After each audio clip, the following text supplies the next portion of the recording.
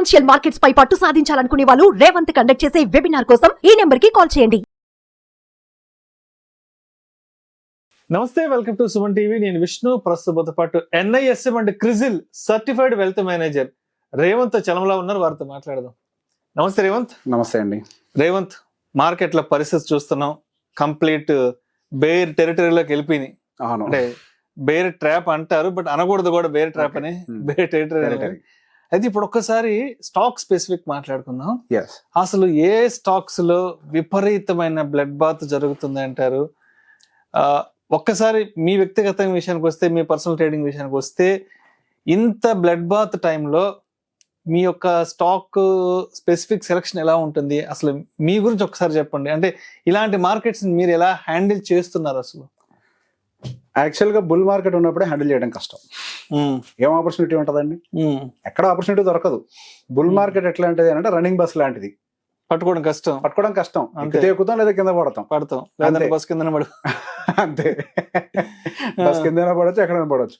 Bear market లోనే మనకు opportunities దొరుకుతాయి.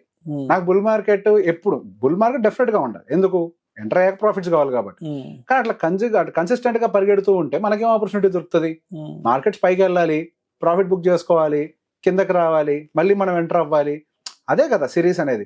ఎప్పుడైనా అది రియల్ ఎస్టేట్ కానివ్వండి, లేకపోతే మార్కెట్సే కానివ్వండి, పెట్టట్లు వదిలేస్తే అయితే రిటర్న్ వస్తుంది, లేకపోతే లేదు. అట్లా కాకుండా మనకు అవకాశం దొరికినప్పుడు అక్యుములేట్ చేసుకొని, మంచి ప్రాఫిట్స్ ఉన్నప్పుడు తీసేసి, ఇట్లాంటి ఒక టైం వచ్చినప్పుడు మళ్ళీ అక్యుములేట్ చేస్తేనే రియల్ వెల్త్ ని క్రియేట్ చేయగలుగుతాం. సో బేసిక్ గా మనం ఇట్లాంటి కండిషన్లు నేను ఎటువంటి చూస్తాను. సో బేసిక్ గా మనము ఓకే, చిన్న చిన్న స్టాక్స్ నాకు అవసరం లేదు, నేను పట్టించుకోను వాటిని. ఓకే, ఇప్పుడు ఎట్లా కెమెరా ముందు ఉన్నాం కాబట్టి నాకు అట్లాంటి వాటి గురించి డిస్కస్ చేయడం కూడా ఇష్టం లేదు.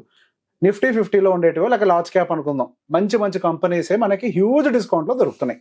ఓకే, సో ఫండమెంటల్ గా ఇంకేమైనా కొంత వీక్నెస్ ఉంది, కిందకి వెళ్ళినా పర్వాలేదు. కానీ ఇప్పుడు ఉండేటువంటి ప్రైజింగ్స్ ఏవైతే ఉన్నాయో నాకు చాలా వరకు మంచి ప్రైజింగ్ లో దొరుకుతున్నట్టుగా అనిపిస్తుంది. ఫర్ ఎగ్జాంపుల్, ఇప్పుడు మనకి రిలయన్స్ ఇండస్ట్రీ ఉందండి, one of the biggest company, there is no doubt. Second company మనకు మార్కెట్ లోనే. అంత పెద్ద కంపెనీ దాదాపుగా 21% కరెక్ట్ అయింది. అంతకు మించిన ఆపర్చునిటీ నాకేం దొరుకుద్దా? అది గుడ్ న్యూస్. అది దానికి బాధపడేది ఏంటి? 21% ఉంది. సో నేను ఎక్కడ అక్యుములేట్ చేస్తానంటే కరెంట్ ఉన్న మార్కెట్ ప్రైస్ నేను అక్యుములేట్ చేయడానికే ట్రై చేస్తాను. సో బేసిక్ గా నేనైతే ఇంతకు మించి ఇంకెక్కువ పడుతుందా? పడ్డది, నాకేం ప్రాబ్లం లేదు. పడ్డదా ఇంకొద్దిగా యావరేజ్ చేసుకోవడానికి ట్రై చేస్తానేమో. కానీ ఇప్పుడు నేనైతే పర్సనల్ గా రిలయన్స్ ఇండస్ట్రీ అనేది మంచి సపోర్ట్ లెవెల్లో ఉంది, టెక్నికల్ గా కూడా. సో ఇక్కడ నేను ఫస్ట్ అక్యుములేట్ చేసుకోవడానికి ట్రై చేస్తాను.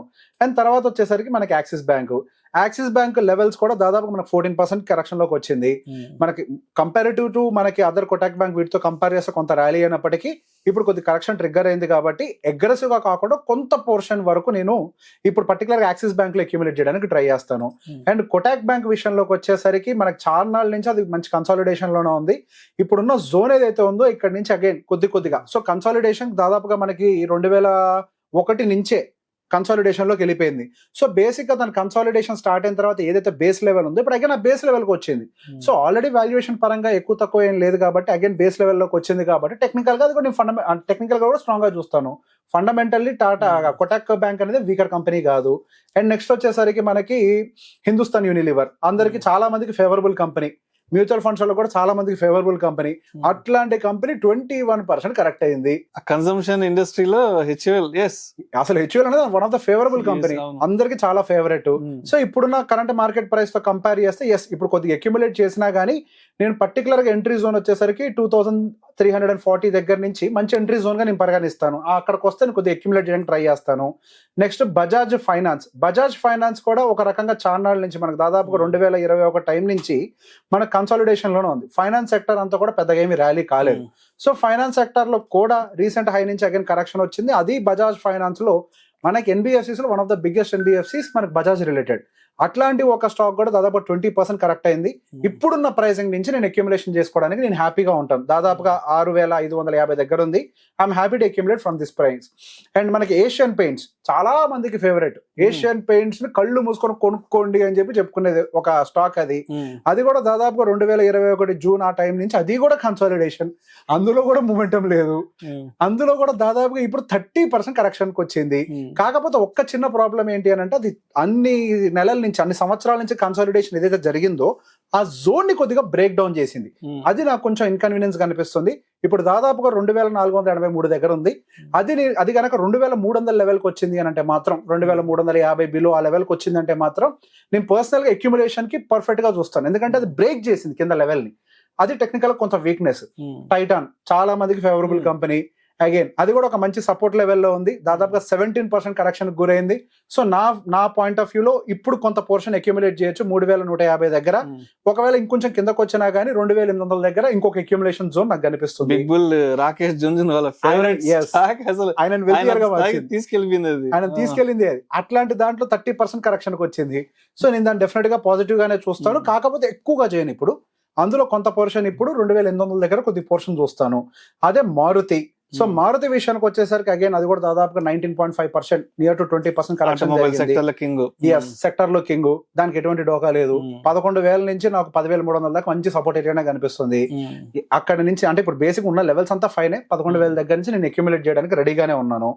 టాటా మోటార్స్ దాదాపుగా 34% పడ్డది. విపరీతమైన కరెక్షన్. ఏదైతే ఇప్పుడు జోన్ ఉందో నాకు ఒక సూపర్ జోన్ లాగా కనిపిస్తుంది. దాదాపుగా 750 ఏదైతే ఆ జోన్ ఉందో ఇప్పుడు అదొక మంచి జోన్ లాగా కనిపిస్తుంది. I feel it is a very good accumulation zone. అక్కడి నుంచి బ్రేక్ అవడం అయితే చాలా కష్టం. ఒకవేళ బ్రేక్ అయితే మాత్రం 525 దాకా రావచ్చు, కానీ అక్కడికి వస్తుందని నేను అనుకోవట్లే. So 750 is a very good level of accumulation. However, మనకి 34% అని అంటే హ్యూజ్ టాటా మోటార్స్ లో. And Tata Steel as of now 25% correction గురైంది. కాకపోతే ఇప్పుడున్న లెవెల్ నాకు అక్యుములేషన్ కి అంత ఫేవరబుల్ గా కనిపించట్లేదు. 125 ఆ లెవెల్స్ లోకి వస్తే అక్యుములేషన్ కి పాసిబిలిటీ ఉంటుంది. అండ్ అల్ట్రాటెక్ సిమెంట్ దాదాపుగా 11% కొంచెమే కరెక్ట్ అయింది, పెద్దగా ఏం లేదు. కానీ నాకు అక్యుములేషన్ పాయింట్ అయితే 10,000 దగ్గర కనిపిస్తుంది. ఇప్పుడు కరెంట్ 10,700 దగ్గర ఉంది.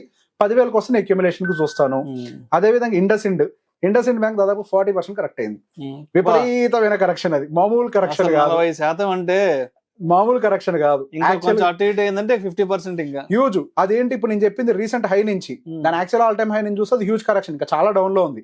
దాని ఆల్ టైమ్ హై జూలై 2018లో చేసింది. అప్పటి నుంచి ఇప్పటిదాకా మళ్ళీ ఆల్ టైమ్ హైకి వెళ్ళలేదు. సో బేసిక్ గా నెక్స్ట్ మళ్ళీ రీసెంట్ హై నుంచే మళ్ళీ అది అగైన్ 40% పడ్డది. ఇప్పుడు కొద్దిగా అక్యుములేషన్ జోన్ లోకి వచ్చినట్టుగా కనిపిస్తుంది. కొంత స్టెబిలిటీ ఉంటది. ఒకవేళ అక్కడి నుంచి కూడా ఇప్పుడు 1000 రూపాయల దగ్గర నియర్ బై ఉంది. నేను దాని అక్యుములేషన్ జోన్ కింద కొంత పరిగణించి అక్కడి నుంచి కనుక బ్రేక్ డౌన్ అయితే 800 దగ్గర ఇంకొక అక్యుములేషన్ జోన్ చూస్తున్నాను. And next power grid. So power grid విషయంలోకి వచ్చేసరికి కరెంట్ ఉన్న లెవెల్స్ కూడా నాకు కొంచెం అక్యుములేషన్ జోన్ లో ఫేవరబుల్ గానే కనిపిస్తున్నాయి.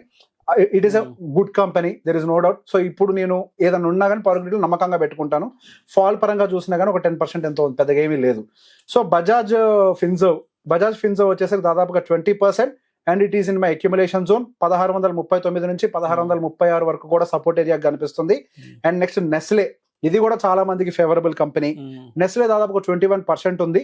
కానీ నాకు సపోర్ట్ ఏరియా వచ్చేసరికి 2070 నుంచి నాకు సపోర్ట్ ఏరియా ఎంటర్ అవుతున్నట్టుగా అనిపిస్తుంది. సో నేను 2100 దగ్గరకు వస్తే మాత్రం అక్యుములేషన్ కోసం బాగా ట్రై చేస్తాను. Adani energies, so Adani enterprises అంతా కూడా కొంత అక్యుములేషన్ జోన్ లో ఉన్నట్టుగానే కనిపిస్తుంది.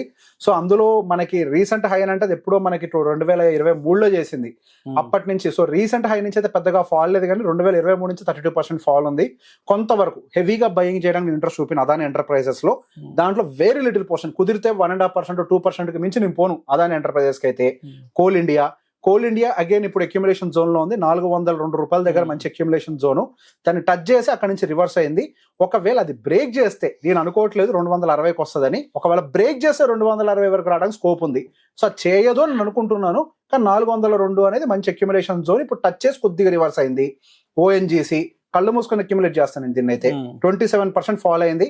వెరీ గుడ్ సపోర్ట్ ఏరియాలో ఉన్నట్టుగా కనిపిస్తుంది. అంతకుమించి పడతది అన్న నమ్మకం కూడా నాకు లేదు. సో నేను అక్యుములేట్ చేస్తా, పడ్డా నాకు భయం లేదు. ఇట్ విల్ రికవర్ అన్న నమ్మకం నాకు గట్టిగా ఉంది. అండ్ మనకి హిందాల్కో వచ్చేసరికి దాదాపుగా accumulation zone 627 rupees. So previous గా ఇక్కడ మల్టిపుల్ టైమ్స్ మనకి సపోర్ట్ అండ్ రెసిస్టెన్స్ గా రెండింటి కింద యాక్ట్ చేసిన లెవెల్ ఇది. సో టెక్నికల్ గా ఇది ఒక మంచి అక్యుములేషన్ జోన్ గా కనిపిస్తుంది. డాక్టర్ రెడ్డీస్ అగైన్ ఇప్పుడు కరెంట్ ఉన్న మార్కెట్ ప్రైస్ 1226 రూపాయలు, మంచి అక్యుములేషన్ జోన్. బజాజ్ ఆటోకి మాత్రం ఇప్పుడు 9,482 రూపీస్ దగ్గర ఒక అక్యుములేషన్ పాయింట్ చూస్తున్నాను. ఒకవేళ బై ఎనీ ఛాన్స్ కిందకి స్లిప్ అయితే 8,700 దగ్గర సూపర్ అక్యుములేషన్ కనిపిస్తుంది, అక్కడే చేస్తాను. అదాని పోర్ట్ ఒక 12 ఇప్పుడున్న జోన్ ఓకే, టూ మచ్ కాదు. ఇప్పుడున్న జోన్ 1240 రూపీస్ దగ్గర నేను అక్యుములేషన్ జోన్ గా చూస్తున్నాను. ఎస్బీఐ లైఫ్ ₹1,229 దగ్గర అక్యుములేషన్ జోన్. సిప్లా దాదాపుగా అది కూడా మనకి 11% పడ్డది. సో ఇది కూడా మంచి అక్యుములేషన్ జోన్ లో ఇంకా లేదు యాజ్ ఆఫ్ నౌ. 1,427 వస్తే అక్యుములేషన్ పాయింట్ గా చూస్తున్నాము. బ్రిటానియా విపరీతమైన రెడ్ క్యాండిల్ ఫామ్ చేసింది, 24% హై నుంచి పడ్డది. ఇప్పుడు మంచి సపోర్ట్ ఏరియాలో ఉన్నట్టుగా కనిపిస్తుంది.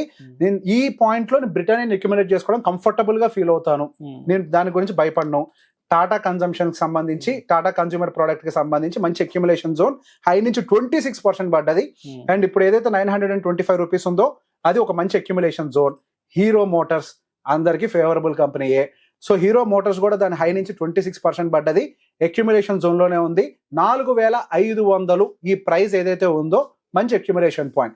సో ఇప్పుడు మనం దాదాపుగా పెట్టుకునే అన్ని కూడా మనకి నిఫ్టీ 50లో దాదాపుగా ఏవైతే 10% కంటే బిలో ఫాల్ అయ్యాయో, 20 కంటే బిలో ఫాల్ అయ్యాయో, 30 కంటే బిలో ఫాల్ అయ్యాయో వాటిని మాత్రమే చూస్తున్నాం. వాటిల్లో అక్యుములేషన్ జోన్స్ టెక్నికల్ గా ఎక్కడెక్కడున్నాయో చూసి నేను ఆ టెక్నికల్ జోన్స్కి వస్తే నేను ఎక్కడ అక్యుములేట్ అవ్వాలనుకుంటున్నానో ఆ టెక్నికల్ లెవెల్స్ అన్ని కూడా ఇప్పుడు మీకు వివరించాను. Thank you so much Revanth. Thank you అండి. ఇంతటి మార్కెట్ ఫాల్లో ఏ స్టాక్స్ 10%, 20%, 30-40% ఏ స్టాక్స్ లో ఊచకోత జరుగుతుంది అనే దాని గురించి చాలా చక్కగా తెలియజేసి thank you so much. Thank you అండి.